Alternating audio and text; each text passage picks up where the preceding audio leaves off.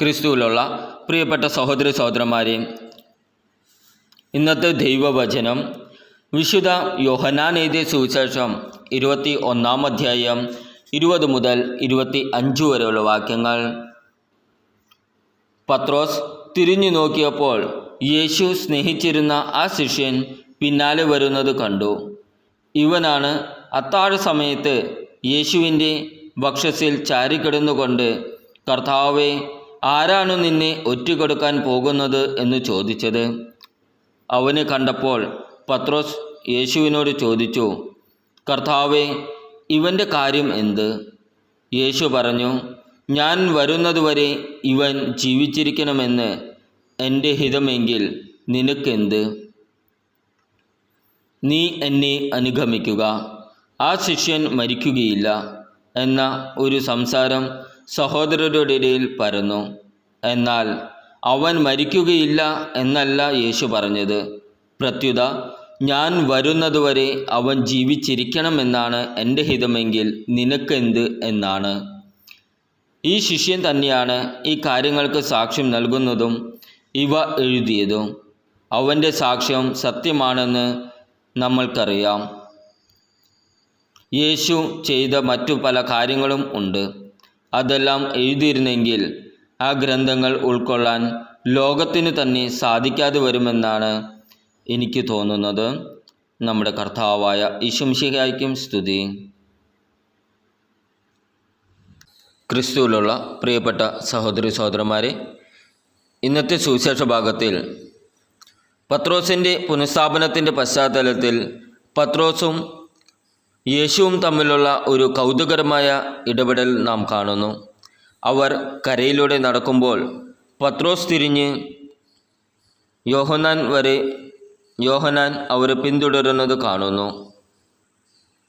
യോഹന്നാൻ്റെ ഗതിയെക്കുറിച്ച് ജിജ്ഞാസയും അല്പം ഉത്കണ്ഠയും തോന്നിയ പത്രോസ് യേശുവിനോട് ചോദിക്കുന്നു, കർത്താവേ, അവനെ സംബന്ധിച്ചെന്ത്?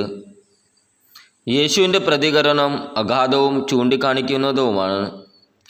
ഞാൻ മടങ്ങി വരുന്നതുവരെ അവൻ ജീവിക്കണമെന്ന് ഞാൻ ആഗ്രഹിക്കുന്നുവെങ്കിൽ അത് നിങ്ങൾക്കെന്താണ്?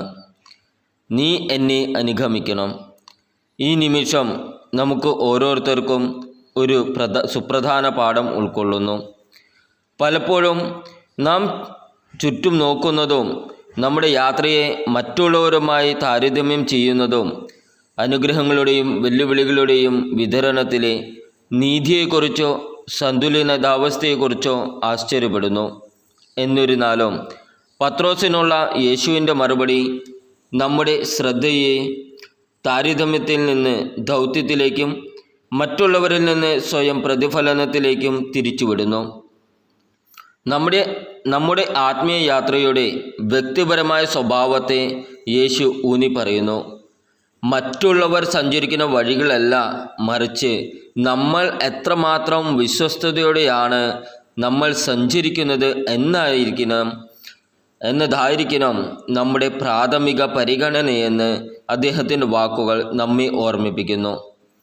നമ്മിൽ ഓരോരുത്തർക്കും വ്യക്തിഗതമായ വിളികൾ മറ്റുള്ളവരുമായി താരതമ്യപ്പെടുത്തുമ്പോൾ മനസ്സിലാക്കാനോ വിലയിരുത്താനോ കഴിയാത്ത ആത്മീയ ജോലികൾ എന്നിവയാൽ അടയാളപ്പെടുത്തിയ ഒരു അതുല്യമായ പാതയുണ്ട്.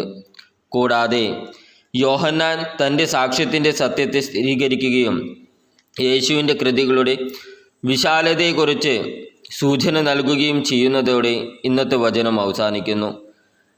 എഴുതപ്പെടുന്ന പുസ്തകങ്ങൾക്ക് ലോകം മുഴുവൻ ഇടം നൽകില്ല.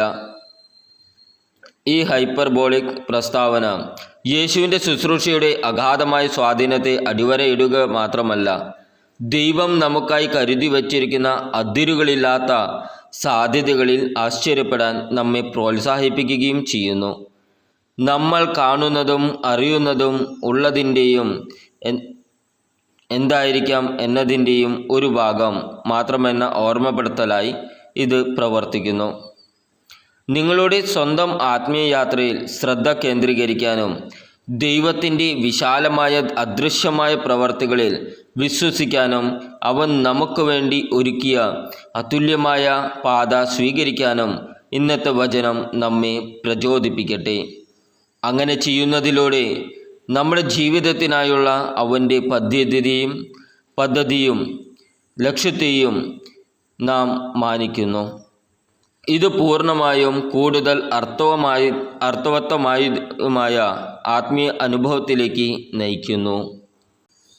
ക്രിസ്തുവിലുള്ള സഹോദര സഹോദരന്മാരെ, വിശുദ്ധ ഫിലിപ്പോസ് തന്നെ ചെയ്തതിലൂടെ അപ്പോസ്തലന്മാരുടെ അധ്വാനത്തിൻ്റെ ഉദാഹരണങ്ങൾ നമുക്ക് കാണിച്ചു തന്നതുപോലെ നമ്മുടെ ദൗത്യങ്ങളും ക്രിസ്ത്യാനികളെന്ന നിലയിലുള്ള വിളിയുമാണ് നാം എല്ലാവരും ചെയ്യാൻ ഓർമ്മിപ്പിക്കുന്നത്. ക്രിസ്ത്യാനികൾ എന്ന നിലയിൽ നമ്മൾ ഓരോരുത്തരും നമ്മുടെ വിവിധ ഉത്തരവാദിത്ത മേഖലകളിലും ദൈവം നമുക്ക് നൽകിയ നിരവധി അവസരങ്ങളിലും ആത്മാർത്ഥമായി പ്രതിജ്ഞാബദ്ധരായിരിക്കണം. അങ്ങനെ നമ്മൾ പറയുന്നതും ചെയ്യുന്നതുമായ എല്ലാ കാര്യങ്ങളിലൂടെയും കൂടുതൽ ആളുകളെ കൊണ്ടുവരാൻ സഹായിക്കാനാകും, കർത്താവിനോട് കൂടുതൽ അടുത്ത്.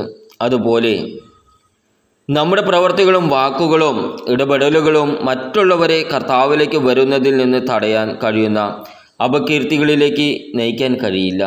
മാത്രമല്ല, സഭയിലും നമ്മുടെ ലോകത്തും ഇന്ന് ഉള്ളിൽ സംഭവിക്കുന്നത് നാം എല്ലാവരും നന്നായി കേൾക്കുകയും കാണുകയും ചെയ്യുന്നു. നമ്മുടെ സ്വന്തം ക്രിസ്ത്യൻ സമൂഹങ്ങളും എല്ലാം പാപത്തിൻ്റെയും തിന്മയുടെയും പ്രലോഭനങ്ങളെയും സമ്മർദ്ദങ്ങളെയും നിരസിച്ചുകൊണ്ട് കർത്താവിനോടുള്ള നമ്മുടെ ശ്രദ്ധയും പ്രതിബദ്ധതയും പുതുക്കണമെന്നും അവനെ കൂടുതൽ പൂർണ്ണ ഹൃദയത്തോടെ അനുഗമിക്കണമെന്നും ഇന്ന് നാം എല്ലാവരും ഓർമ്മപ്പെടുത്തുന്നത് അതുകൊണ്ടാണ്. എല്ലാ കാര്യങ്ങളിലും നമ്മെ തന്നെ യഥാർത്ഥ വിശുദ്ധരും യോഗ്യരുമായി നിലനിർത്താൻ നാം പരിശ്രമിക്കണം. അങ്ങനെ നാം യഥാർത്ഥത്തിൽ ദൈവത്തിൻ്റെ നല്ലവരും വിശുദ്ധരുമായ ആളുകളും അവൻ്റെ വിശ്വസ്ത ശിഷ്യന്മാരും അനുയായികളും ആകും. അവൻ്റെ വെളിച്ചവും പ്രത്യാശയും സത്യവും നമ്മുടെ ലോകത്തിന് പ്രദർശിപ്പിച്ച് ഇപ്പോഴും ഉള്ള എല്ലാവരെയും പ്രകാശിപ്പിക്കുന്നു. പാപത്തിൻ്റെ അന്ധകാരത്തിലും ദൈവത്തിൻ്റെ സ്നേഹത്തിൻ്റെയും കരുണാർദ്രമായ കാരുണ്യത്തിൻ്റെയും അജ്ഞതയിലും ജീവിക്കുന്നു. നമ്മുടെ ജീവിതം നമ്മുടെ എല്ലാ പ്രയത്നങ്ങളിലും ദൈവത്തെ മഹത്വപ്പെടുത്തുന്നതിനും ഇന്നത്തെ നമ്മുടെ ലോകത്തോടെ അവനെ പ്രഘോഷിക്കുന്നതിനുമായി നമുക്കെല്ലാവർക്കും നമ്മുടെ പരമാവധി കഴിവുകൾ പ്രയോജനപ്പെടുത്താം. ദൈവം നമ്മെ എല്ലാവരെയും ഇപ്പോഴും എപ്പോഴും അനുഗ്രഹിക്കട്ടെ. നമ്മുടെ കർത്താവായ ഈശോ മിശിഹായ്ക്കും സ്തുതി.